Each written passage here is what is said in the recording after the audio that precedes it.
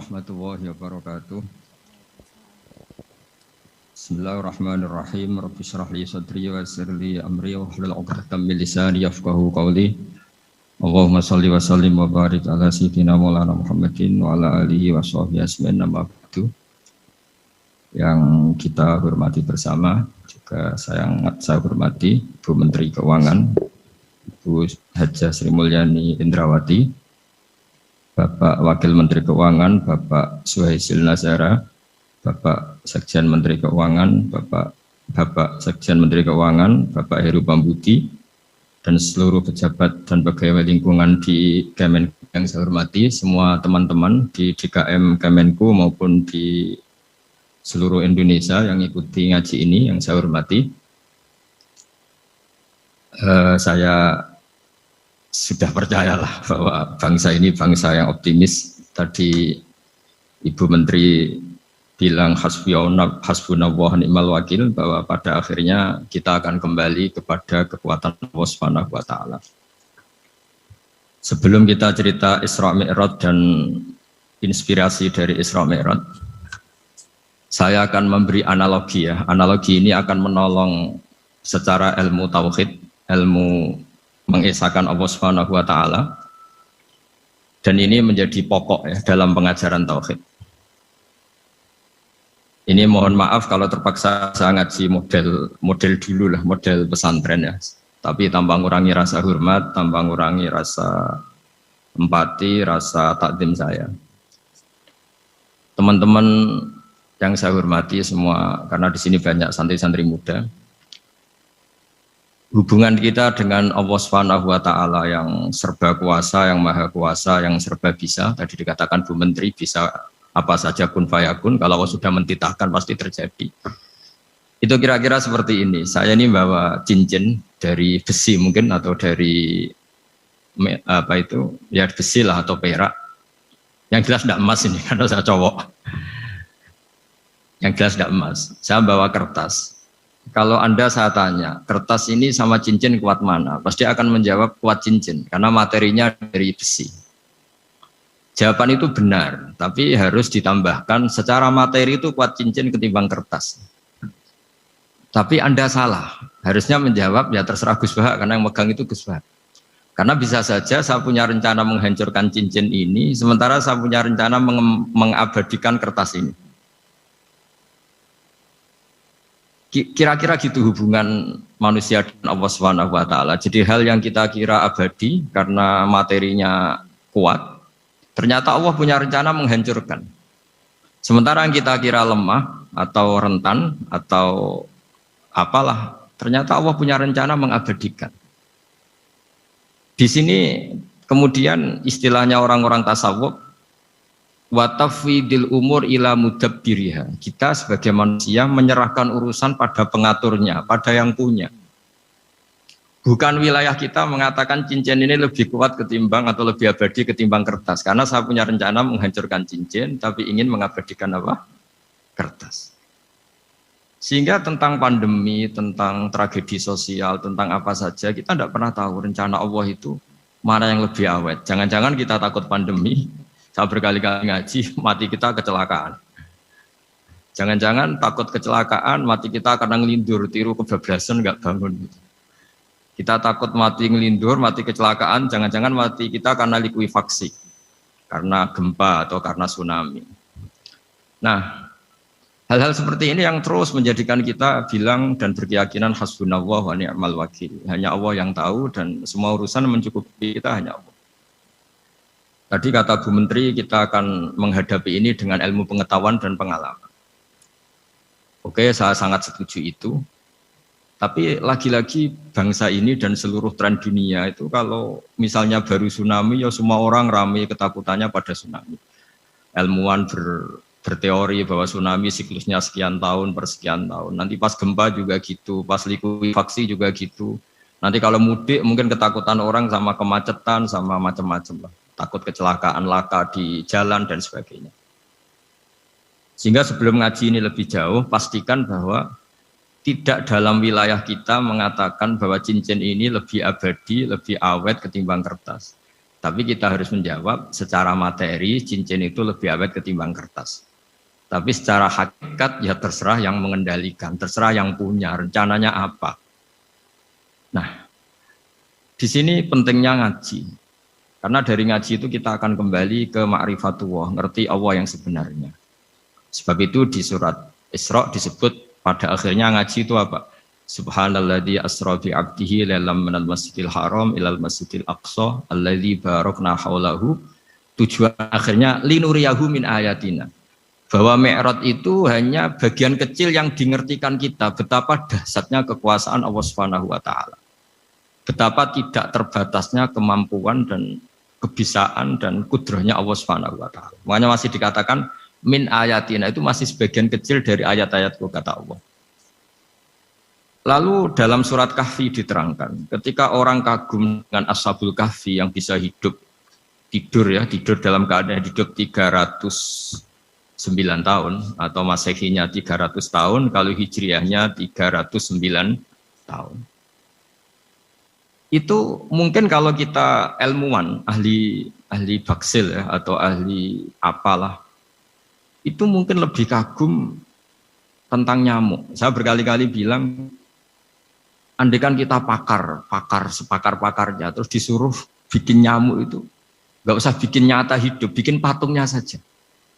Nyamuk itu sekecil itu, kemudian punya jantung, jantungnya punya urat, uratnya punya kuman, kumannya juga punya urat. Bayangkan saja sudah tidak bisa. Sehingga ketika orang tak kagum sama Ashabul Kahfi, kata Allah, am hasibta anna ashabal kahfi warraqi kanu min ayatina ajaban. Apa kamu kagum tentang Ashabul Kahfi dan batu-batu yang dipahat di situ?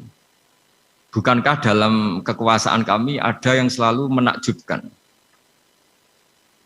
Artinya, andaikan kita ilmuwan tentang embriologi, tentang hewan, tentang kuman, mungkin cerita tentang nyamuk itu lebih dahsyat ketimbang tidurnya Ashabul Kahfi yang 309 tahun.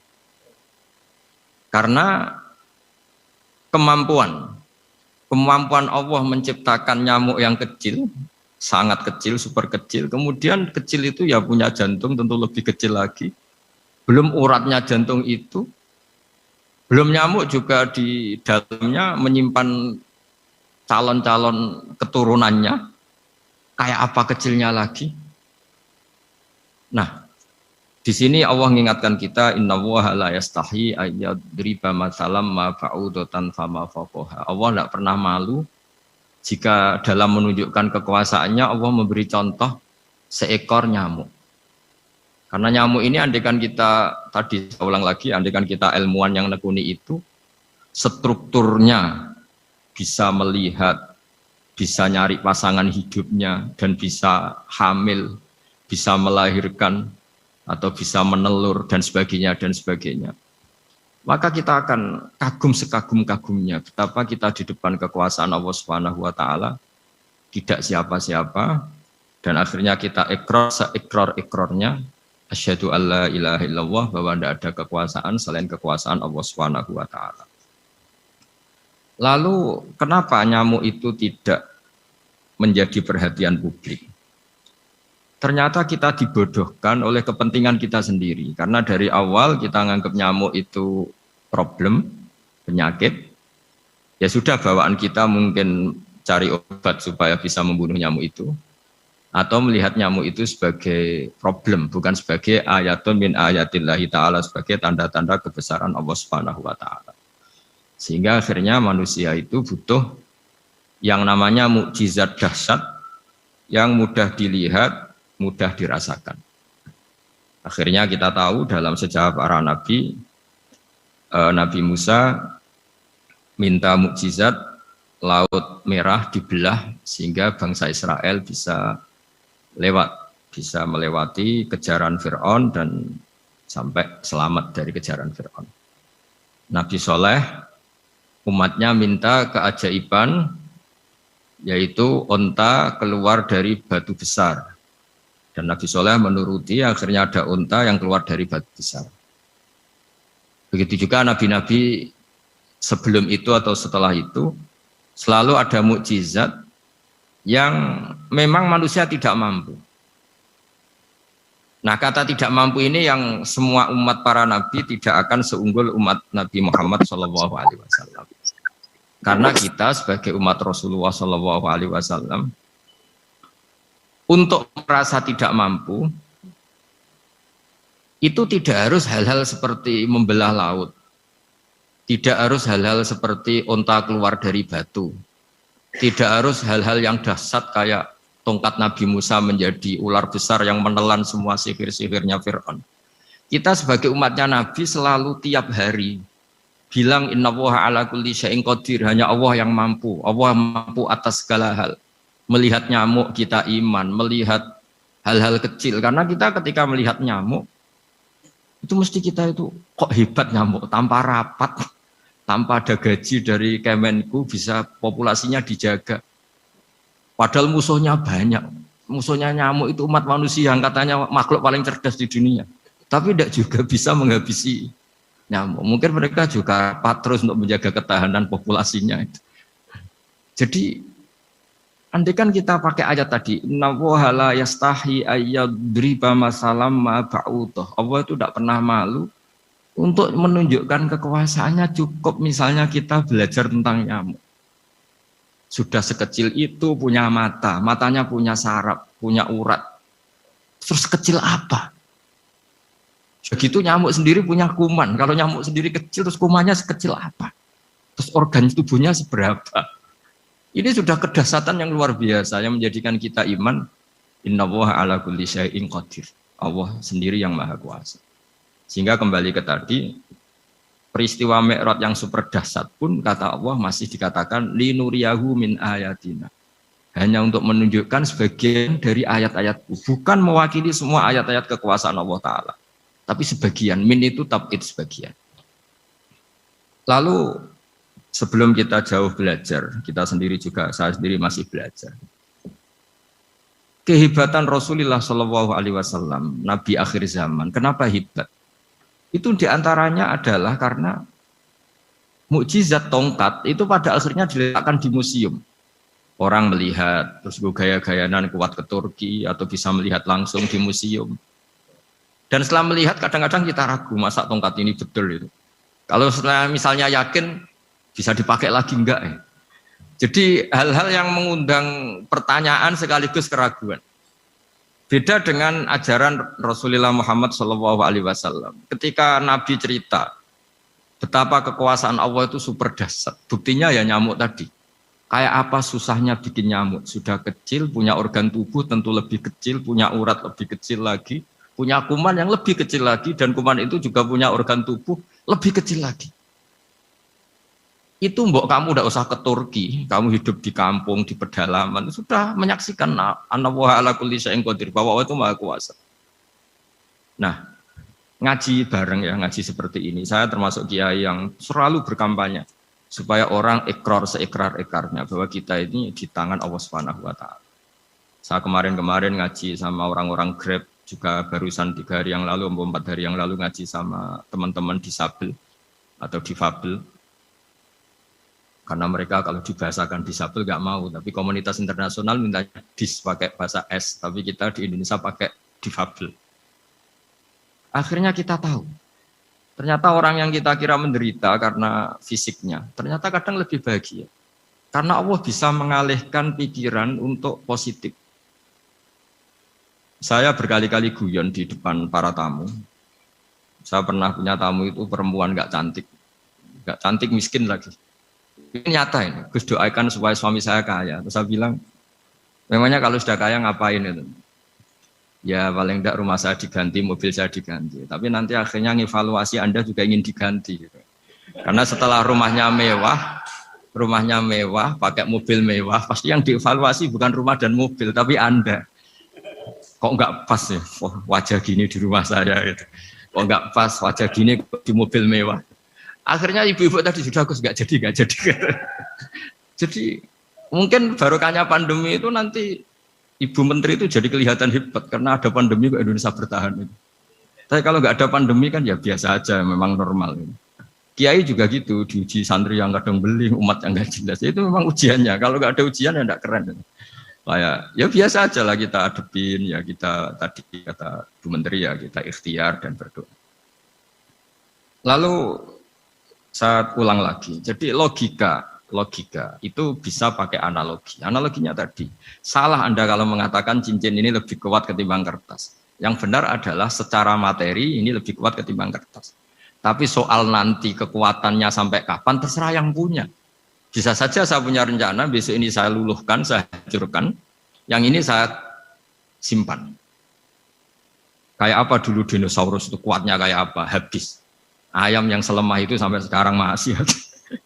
Karena Allah menghendaki dinosaurus diakhiri, sementara ayam tidak. Kayak apa nyamuk itu, yang musuhnya orang seluruh dunia. Ditemukan apa, mulai begon apa, tapi sampai sekarang bertahan. Apa kita perlu konsultasi sama nyamuk gimana ini kok bisa bertahan, resepnya apa? Karena Allah menghendaki itu disisakan masih. Nah, kemudian kenapa ada peristiwa Isra Mi'raj? Saya termasuk orang yang sering menulis tentang fikih sholat, tapi nulis saya untuk diri saya sendiri tak pakai ngaji. Tidak, saya bukukan, memang saya sengaja karena ribet biasanya penerbit itu. Terus bicara royalti apa, kita kan mulai kecil dilatih ikhlas, jadi kalau komersial itu jadi bingung. Karena tidak biasa komersial, jadi kalau diajak komersial itu malah jadi bingung. Nabi ketika Mi'raj, ini yang jarang dikaji. Sebetulnya kalimat-kalimat dalam sholat, pertama Rasulullah Muhammad SAW ketemu Allah, itu Nabi maju. Maju ini Jibril sebenarnya mau ikut. Karena Nabi bilang, ya Jibril jangan tinggalkan saya sendiri. Terus kata malaikat Jibril, sudah makam saya sampai sini, kelas saya sampai sini aja. Tidak, kamu harus nemani saya. Ketika memaksa nemanin, beliau tidak kuat. Di beberapa riwayat jelaskan sampai beliau pingsan, sampai beliau tidak sadar. Akhirnya terus ada ayat, wa ma minna illa lahu maqamun ma'lum. Kita punya kelas tertentu yang enggak levelnya sampai sana. Akhirnya Nabi masuk wilayah itu, area itu, dan Nabi ngendikan at-tahiyatul mubarakatus sholawatut thayyibatulillah. Kira-kira maknanya semua kehormatan, semua kebaikan, semua yang bersembah suci itu milik Allah Ta'ala. Lalu Allah menjawab, assalamu alayka ayyuhan nabiyyu wa rahmatullahi wa barakatuh. Bahwa kamu Muhammad mendapat salam dari saya, mendapat semua kehormatan, semua keselamatan. Kemudian Nabi itu karena sebagai hamba yang tidak egois, tidak ingin kalau nikmat dirasakan sendiri, tidak ingin kalau sedang senang beliau sendiri yang merasakan, beliau ngendikan assalamu alayna wa ala ibadillahi sholihin. Ya Allah tolong bahwa status selamat itu tidak hanya milik saya, tapi milik siapa saja yang soleh. Soleh itu ya sesuai kelas masing-masing. Setelah itu para malaikat melihat kebaikan Nabi yang seperti ini, melihat mentalnya atau keinginannya yang luar biasa untuk baik kepada semua orang, wa ala ibadillahi sholihin. Terus malaikat saat itu rame-rame bersaksi asyhadu alla ilaha illallah wa asyhadu anna muhammadar rasulullah. Catatannya apa di sini? Bahwa ternyata kesaksian tentang syahadat itu dimulai rasa tidak egois. Merasa bahwa rahmat ini harus dirasakan semua orang. Wa ma arsalnaka illa rahmatan lil alamin. Jadi rahmat ini harus dirasakan banyak orang. Kita tahu misalnya Islam melarang narkoba misalnya. Memang narkoba itu mengganggu. Hampir semua kecelakaan rata-rata faktor supir itu narkoba. Begitu juga pembunuhan yang sadis, rata-rata efek dari pengaruh narkoba. Sehingga Islam keras sekali tentang narkoba. Dan alhamdulillah di Indonesia ditangani BNN yang sangat serius melawan narkoba. Nah, keputusan Islam melarang narkoba itu keputusan yang luar biasa, yang menjadi berkah bagi semua. Begitu juga keputusan Islam tentang melarang zina, melarang perbudakan, melarang penipuan. Dan Islam mendukung misalnya gerakan nikah, gerakan adil, gerakan keseimbangan dan kemanusiaan. Sehingga agama ini akan dinikmati siapa saja karena ajarannya. Lalu agama ini bisa nikmat, itu solusinya gampang menurut Rasulullah, yaitu sholat. Nabi itu kalau pusing menghadapi banyak hal, itu pasti keluar masuk, terus tanya sama istrinya, kapan waktunya sholat? kapan Bilal datang. Dulu kalau mau waktu sholat, Bilal datang ngetok pintu Nabi, ya Rasulullah sekarang waktunya sholat. Itu Nabi membahasakan sholat itu unik. Ini tentang Mi'raj ya, karena hasilnya ya sholat tadi. Arikhna ya Bilal. Arikhna itu tolonglah bikin nyaman saya dengan sholat. Sebelum kita belajar sholat secara serius, gampang. Kalau kita misalnya menteri atau kita ajudan atau kita apa, kayak apa asiknya kita kalau ngomong-ngomong sama presiden, ya, bercengkrama dengan presiden atau dengan menteri atau dengan kiai, dengan atasan. Sholat itu media di mana kita asik dengan Allah Ta'ala. Kalau kita bisa asik dengan atasan yang manusia, apalagi ini asik dengan Allah Subhanahu wa Ta'ala. Sehingga kita harus malu kalau sholat tidak asik. Kita ketemu orang yang kita hormati saja asik, masa ini ketemu Allah Ta'ala tidak asik. Sehingga dulu, bawaannya orang dulu itu kalau sholat, untuk tidak cepat itu harus diperintah. Dulu para nabi, para sahabat kalau sholat itu lama-lama. Sehingga sampai nabi yang turun tangan, wahai para sahabatku, kalau kamu jadi imam jangan lama-lama. Karena dulu semua orang itu penikmat sholat. Sehingga untuk tidak lama itu nunggu diperintah. Kalau kamu jadi imam jangan lama-lama, kasihan makmumnya itu. Nah sekarang alhamdulillah tanpa dilarang sudah cepat semua. Ini sudah ada kemajuan, ini sudah maju sekali ini, nggak usah dilarang sudah cepat. Dulu itu saking asiknya orang sholat. Untuk supaya agak cepat itu harus ada perintah dari Nabi. Kalau kamu jadi imam jangan lama-lama. Nah kita kalau sedang pas baiklah, pas waras lah kira-kira gitu. Kalau bahasa orang Pantura, saya ini orang Pantura, jadi kalau ngomong lebih keras, lebih vulgar. Normalnya orang sholat itu tidak bisa ngakhiri. Normalnya, saya ulang lagi, normalnya orang sholat itu tidak bisa ngakhiri. Karena ketemu zat yang kita cintai. Kita kalau ketemu orang yang kita hormati, yang kita cintai, itu nggak bisa ngakhiri. Misalnya mungkin anak muda, contohnya ketemu pacar, tidak bisa ngakhiri. Kita kangen sama temen, jagung, tidak bisa ngakhiri, karena asik. Nah ini ketemu Allah yang dipuja-puja, dipuji-puji, kemudian cepat ingin ngakhiri. Jadi ini kita agak aneh. Makanya orang sholat itu tidak bisa ngakhiri. Dan itu normal.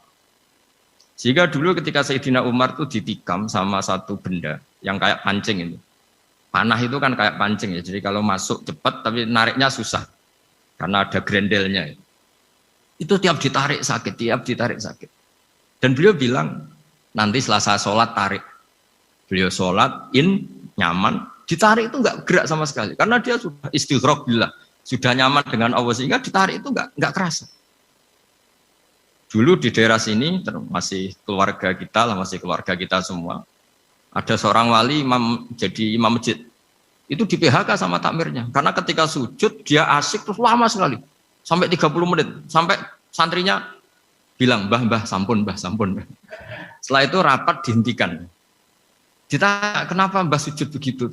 "Saya tidak bisa mengakhiri orang nikmati sujud kemudian ingin berhenti." Nah, Sayyid Ali Zainal Abidin yang populer, cucunya Rasulullah SAW, anaknya Sayyid Husain, putranya Sayyid Husain.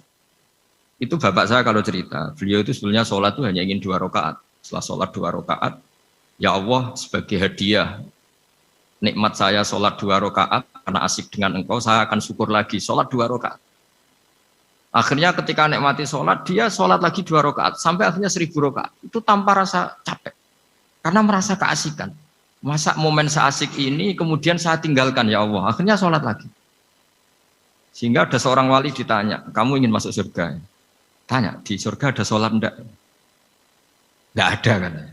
"Wah kalau enggak ada sholat, saya enggak masuk surga." Terus dibilang, "Ya sholat aja." Terus dia mau masuk surga. Kalau kita akan kebalikan, kita ini masuk surga itu sebetulnya kita ngawur sekali. Ngawurnya adalah, masuk surga, tidak ada sholat lagi, tidak ada puasa lagi. Jadi ini kan, kita ini jadi makhluk yang aneh. Jadi kita ini masuk surga senang karena sudah ada kewajiban apa? Sholat. Jadi ini agak aneh. Sesuatu yang menjadikan kita masuk surga, tapi sesuatu yang kita benci setelah masuk surga. Asiklah di surga karena tidak ada sholat. Nah, apapun kondisi kita harus latihan. Harus latihan kita entah seberapa kadarnya ingin niru Rasulullah SAW ketika ngendikan wa qurratu aini fi sholat. Nyamanku, hatiku tentram kalau saya pas sholat. Sehingga tadi sudah saya katakan tadi, dulu itu untuk menghentikan sholat itu susah. Sampai Rasulullah sendiri yang merintahkan, "Hei para imam, kalau sholat jangan lama-lama." Kalau sekarang, andai kan Nabi hidup di zaman sekarang, pasti tidak ada pengumuman itu. Karena semuanya sudah cepat, malah super kilat itu. Ada yang terawih 20 rakaat hanya berapa? 8 menit dulu. Itu kan 7 menit itu. Nah kalau sampean tanya saya, kenapa sholat begitu asik? Yaitu tadi kita diajari analogi. Analogi itu ya kias. Jika kita bisa asik ngomong sama orang yang kita cintai, bisa orang tua, bisa anak, bisa cucu, itu rasanya mengakhiri itu nggak bisa. Karena bawaannya asik. Gitu. Apalagi ini kita munajat, bercengkrama dengan zat yang kita butuhkan sebelum kita ada, sampai setelah kita ada, sampai setelah kita tidak ada. Kita semua akan hasbunallah wa ni'mal wakil. Sehingga dulu bawaannya orang dulu itu, saya cerita sedikit. Ada orang mau meninggal, namanya Umar bin Abdul Aziz, itu Khomisul Khulafa, orang yang terkenal adil. Ketika mau meninggal, senangnya bukan main. Ditanya, kenapa engkau senang? Memangnya kalau saya mati mau kemana? Ketika saya hidup dengan segala nikmat itu ya karena Allah Ta'ala. Saya nanti mati ke zat yang sama. Dikelola oleh zat yang sama, yaitu Ar-Rahman Rahim. Dulu saya disayangi Allah, paling setelah mati juga disayangi Allah. Karena yang jadi Tuhan setelah mati, Tuhan yang sama ketika di dunia, yaitu Rahman Rahim. Cerita legenda yang lebih dasar dari itu, masyhur itu Jalaluddin Ar-Rumi. Ketika dia mau meninggal, semua muridnya nangis, beliau marah. Kenapa kamu menangis? Ya karena guru mau meninggal. Kamu itu ngawur sekali. Saya ini sudah lama menunggu hari seperti ini, bisa ketemu zat yang saya cintai, malah kamu menangis. Ayo kamu nari sebagai pesta kematian saya. Tapi ini nggak bisa ditiru ya, karena kalau kita niru, nggak usah dilarang juga nggak bisa niru kayak gitu. Cuma saya maklumatkan jangan ditiru, meskipun nggak usah dilarang juga nggak akan bisa niru. Sehingga orang-orang dulu itu bawaan kalau mau kabundut itu ya asik. Rasulullah Shallallahu Alaihi Wasallam ketika mau wafat, intaqala ila rafiqil a'la, itu ditanya sama istri-istrinya, lalu engkau mau kemana? Kata Nabi, sebelum sekian hari, beliau setiap khutbah ngendikan, ini ada hamba yang disuruh milih Allah antara di dunia dan bertemu Allah. Kalau kamu jadi hamba itu milih mana? Di dunia yang penuh problem ini, apa milih ketemu Allah yang Rahman Rahim? Yang hubungannya dengan kamu itu ngasih dan ngasih. Kamu tidak mungkin kan hubungan dengan Allah memberi, kamu bisa apa? Kita hubungan dengan Allah pasti hanya mendapat. Dikasih nyawa, dikasih oksigen, dikasih bumi tidak bayar, dikasih air juga tidak bayar. PDAM dikelola siapapun bayar, oksigen di rumah sakit bayar. Hubungan kita dengan Allah tidak pernah bayar oksigen, tidak pernah bayar sewa bumi. Punya kolam renang laut seluas itu ya tidak pernah bayar. Udah gitu kolam renangnya menghasilkan ikan. Kalau kita kan semuanya utang jasa sama Allah, dan reputasi Allah itu dengan kita hanya memberi, tidak pernah meminta. Akhirnya hubungan-hubungan inilah yang menjadikan terus. Semua sahabat jawab, ya kalau kita jadi hamba itu pasti milih Allah lah.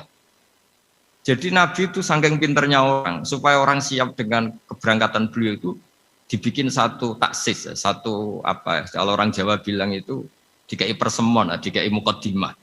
Supaya orang-orang itu siap kalau Nabi ngendikan. Kalau kamu seorang hamba disuruh ketemu Allah sama hidup di dunia yang fana ini milih mana? Ya milih ketemu Allah. Ketika akhirnya Rasulullah wafat, ternyata orang itu adalah Rasulullah. Ya akhirnya sahabat bilang, ya iyalah masa dengan kita sama Allah milih ketemu kita, pasti milih ketemu Allah. Nah, sholat itu mi'rajul mu'min, sholat itu adalah cara seperti itu. Kita manja dengan Allah meskipun dengan segala problem, ketika itidal kita tetap memaklumatkan Rabbana lakal hamdu mil'us samawati wa mil'ul ardi wa mil'u ma syi'ta min syai'in ba'du. Engkau zat yang selalu layak dipuji di langit maupun di bumi. Dan langit bumi ini karena terbatas masih ditambahi wamil umasyik tamin seimbadu. Dan seluas apa saja engkau kehendaki. Apapun hebatnya langit bumi ini tetap terbatas, ada ruang dan waktu. Maka ditambahi wamil umasyik tamin seimbadu. Dan segala puji ini memenuhi semua yang engkau kehendaki. Saya berkali-kali bilang kalau hubungan dengan Allah nyaman, caranya gitu. Kalau kita sakit, bayar oksigen. Kalau kita butuh air, bayar PDAM. Allah itu tidak pernah nyuruh kita bayar. Apa saja hubungan dengan Allah. Nah, sholat itu maklumat bahwa kita apapun problemnya, alhamdulillah rabbil alamin. Kita maklumatkan terus bahwa kita bersyukur. Lalu kita Rabbana lakal hamdu. Makanya saya sering kalau disuruh Gus doain supaya pandemi cepat berlalu. Saya ini kan kalau kiai ya.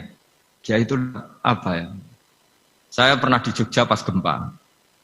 Ya orang-orang ya susah. Saya ini caranya susah saja sampai tidak tahu karena bukan karena sombong ya, karena ya mau apa gitu. Memang nggak bisa apa-apa kan kita manusia.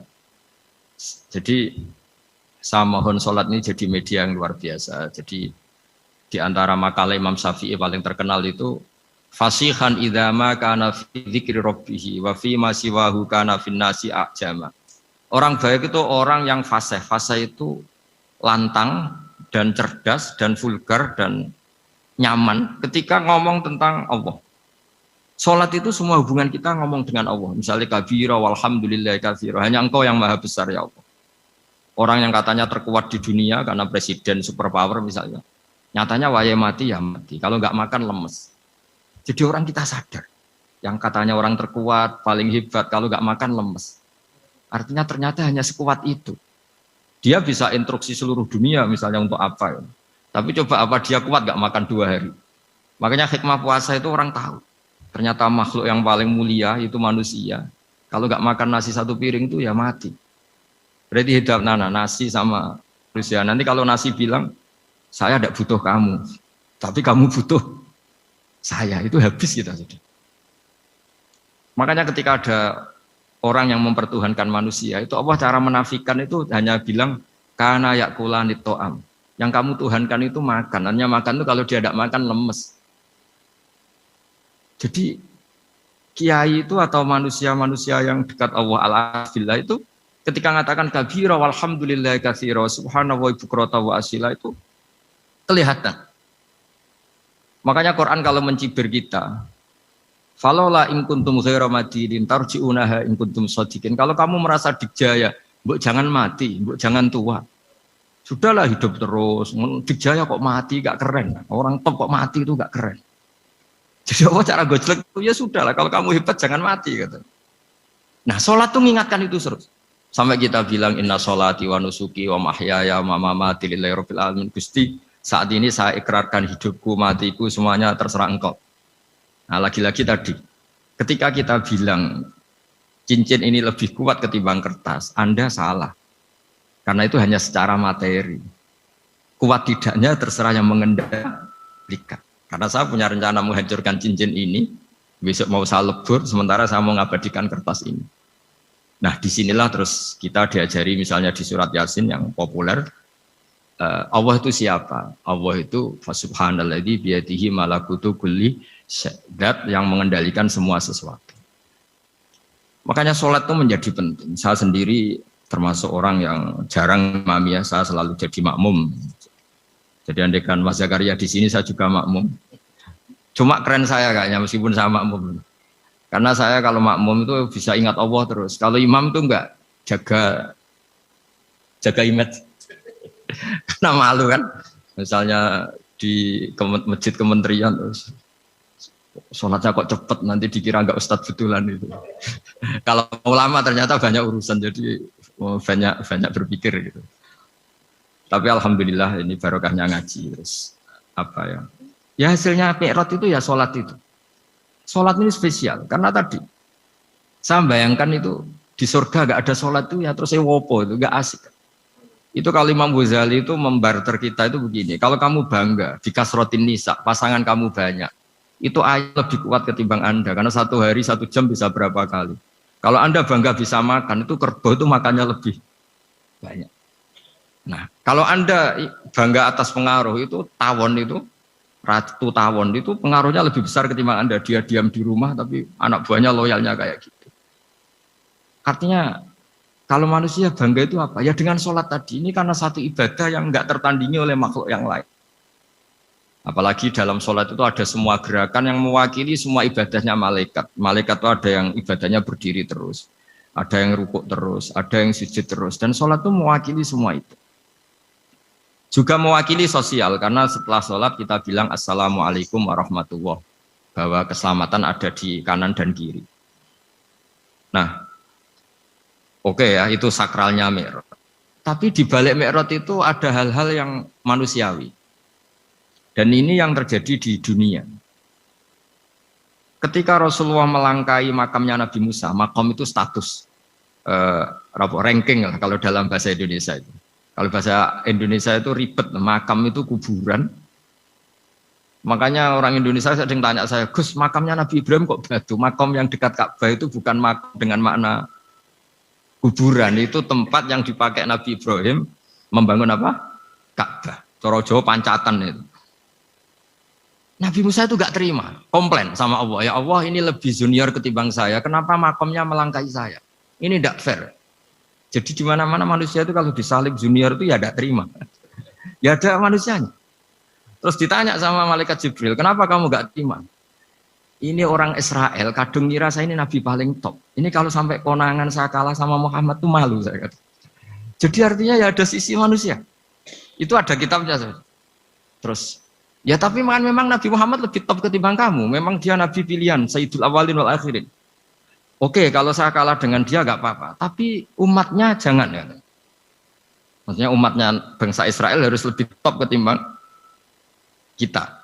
Makanya orang Israel sampai sekarang begitu itu ya memang ada sanatnya, nggak mau kalah. Karena usulnya Nabi Musa memang nggak boleh kalah. Terus kata Allah, ya tidak bisa. Memang yang paling top tetap umatnya Muhammad, bukan umat kamu. Tetap kamu kalah. Sehingga setelah kalah dan menang itu kita terus tidak tahu. Misalnya begini ya, penemu komputer atau penemu mobil sama yang beli mobil itu hebat mana? Kalau bicara keilmuan ya hebat penemunya. Tapi kalau bicara kapitalistik, udah bikinkan mobil yang mewah gini-gini, nanti tanggal ini jadi ya. Hebat mana yang nyuruh sama yang disuruh? Kalau logikanya pakai gitu. Hebat mana yang nyuruh sama yang disuruh? Artinya, kamu milih jadi mana? Penemu mobil, hebat kan? Tapi terus sama orang kaya diminta, bikinkan ini, speknya seperti ini, selesai gini. Hebat mana? Nyuruh sama disuruh? Menyuruh.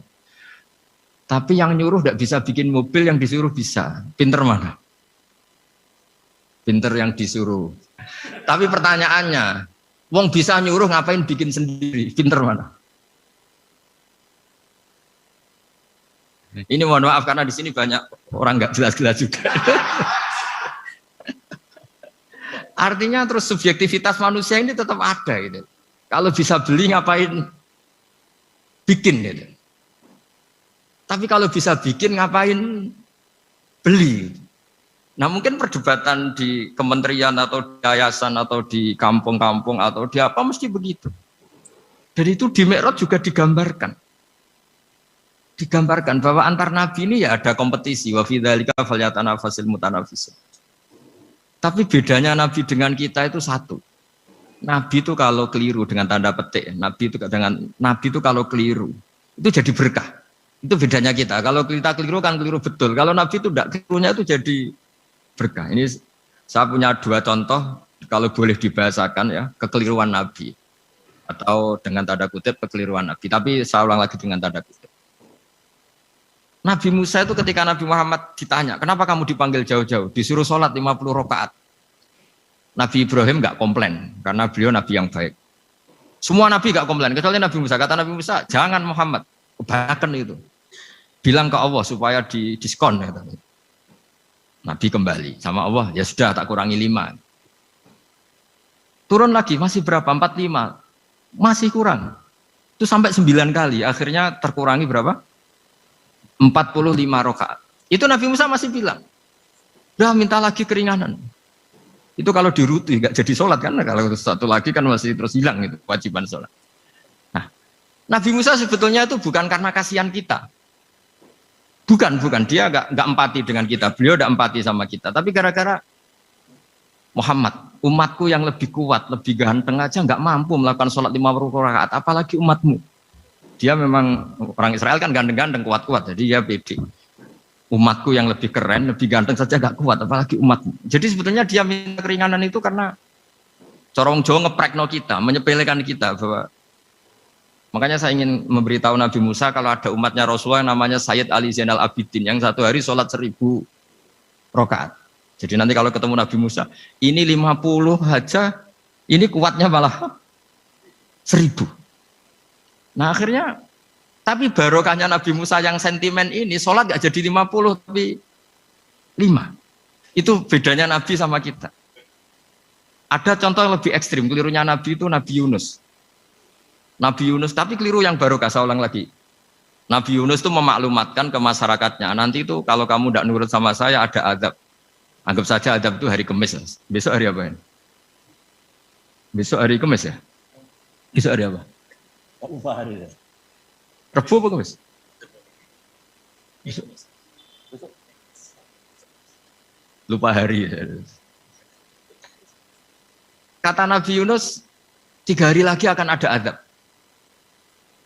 Tapi kurang 2 hari, kurang sehari umatnya masih dalam kemungkaran, dalam kemaksiatan, masih hura-hura. Akhirnya Nabi Yunus bilang, sudah ini tinggal sehari itu mau ada azab. Tapi mereka tetap hura-hura. Akhirnya Nabi Yunus itu, coro Jawa itu minggat. Memang bahasa Arabnya abako, abako itu pergi yang tidak pamit. Itu kalau kamu cari di kamus, abako itu maknanya itu minggat, pergi yang tidak pamit. Sama Allah dibahasakan abako. Oh, semua orang bener kabeh, udahlah tak tinggalkan. Setelah ditinggalkan, Nabi Musa disalahkan sama Allah. Kamu itu Nabi tidak diperintah hijrah kok. Hijrah, syaratnya Nabi kan mengambil keputusan apa saja berdasar wahyu. Tapi tanpa ada perintah wahyu, dia tetap keluar dari kampungnya itu. Keluar sama Allah disalahkan, wong Nabi kok minggat. Akhirnya ketika dia di kapal, di perahu itu, dulu itu ada mitos, kalau ada perahu mau tenggelam pasti ada yang minggat, diundi. Sampai 3 kali yang keluar dia, akhirnya tahu diri nyemplung. Nyemplung terus ditelan ikan nun. Pokoknya ikan besar lah. Diberi sanksi sama Allah, karena dia Nabi kok melanggar, diberi sanksi ditelan ikan nun. Telan ikan nun karena beliau seorang Nabi, perutnya ikan itu jadi masjid, dia baca tasbih terus. Tapi barokahnya dia minggat tadi, asbako. Akhirnya 1 hari itu mau ada azab besar itu orang-orang nginceng rumahnya dia. Diinceng. Kalau betul ada azab, pasti orang ini lari. Masa ada azab dia di sini? Diinceng ternyata nggak ada. Wah berarti bener ini ada azab. Buktinya dia nggak ada katanya. Jadi unik. Akhirnya dicinceng nggak ada terus dia, wah berarti ada azab betul. Hari itu masyarakatnya tobat semua karena, ini ada azab betul. Buktinya Nabi Yunus sudah lari, berarti dia ada ingin kena. Padahal dia lari itu karena mangkel punya umat yang nggak nurut tadi. Wah sudah. Setelah sekian hari dia cari-cari kabar. Umatku itu kena azab enggak? Ternyata berita yang masuk dulu tidak ada medsos, tidak ada WA. Dulu itu enggak ada itu. Dengar kabar kalau umatnya tuh enggak kena azab karena 1 hari sebelum ada azab tobat semua. Terus dia enggak berani pulang. Karena ada hukum sosial di sana, kalau ada orang bohong hukumnya dibunuh. Berarti terus beliau berpikir, saya tidak bohong katanya ada azab kok. Masyarakat saya baik-baik. Akhirnya setiap ketemu kaumnya dia lari karena takut dibunuh. Ternyata kaumnya sudah iman semua, mau ngejar dia dijadikan imam.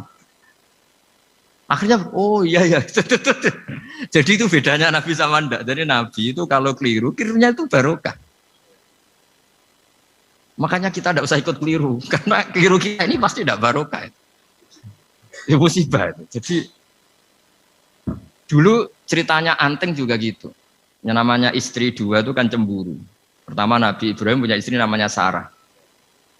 Terus lama-lama karena belum punya anak, terus sama Sarah sendiri yang nyuruh supaya nikahi Hajar. Setelah punya anak cemburu. Kata Sarah, pokoknya saya nggak terima kalau kamu nggak ngelukai Hajar. Mulai dulu lelaki itu sudah pinter ngotak-ngatik. Kalau dilukai pipinya nanti tidak cantik. Apa ya, yang penting ngelukai tapi tetap cantik. Terus ada Anting itu. Anting itu dulu ceritanya itu dilukai tapi tambah cantik. Nabi Ibrahim akhirnya melukai. Seneng Sarah karena sudah dilukai. Ternyata barokahnya dilukai itu jadi Anting yang mempercantik perempuan. Padahal melukai istri itu kan tidak boleh.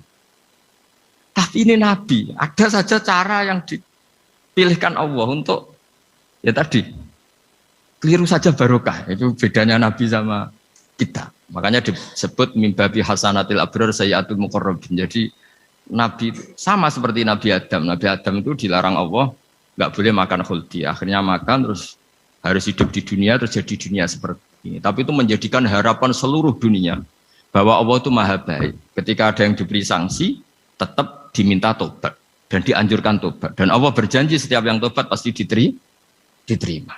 Sehingga terus kita sampai sekarang nggak pernah putus asa karena sudah diberi contoh bahwa bapak kita yang pernah salah dijanjikan tobat dan Allah pasti menerima tobat. Jadi ini bedanya kita dengan Nabi. Jadi semoga lewat pengajian ini atau ngaji bareng ini kita tahu kalau kita ahli astronomi atau ahli meteorik mungkin takut kita kejatuhan meteor. Kalau ahli gempa mungkin takut lempengan kita gini terus gempa. Kalau ahli tsunami takutnya tsunami. Kalau ahli sosial takut chaos. Mungkin yang ahli perbankan takut ras. Jadi kalau nuruti takut ya takut lah. Tapi cobalah kita iman lagi. Tadi kata Bu Menteri sudahlah punya hasbunallah wa ni'mal wakil, ya sudah, Indonesia pasti akan baik-baik saja dan kita akan selalu berharap dengan kecerdasan, dengan ikhtiar, tapi kita akan selalu berdoa kepada Allah Subhanahu wa taala. Saya kira demikian dan mohon maaf, monggo berdoa bareng-bareng. Al-Fatihah. Bismillahirrahmanirrahim. Ar-Rahmanir-Rahim. Maliki yaumiddin.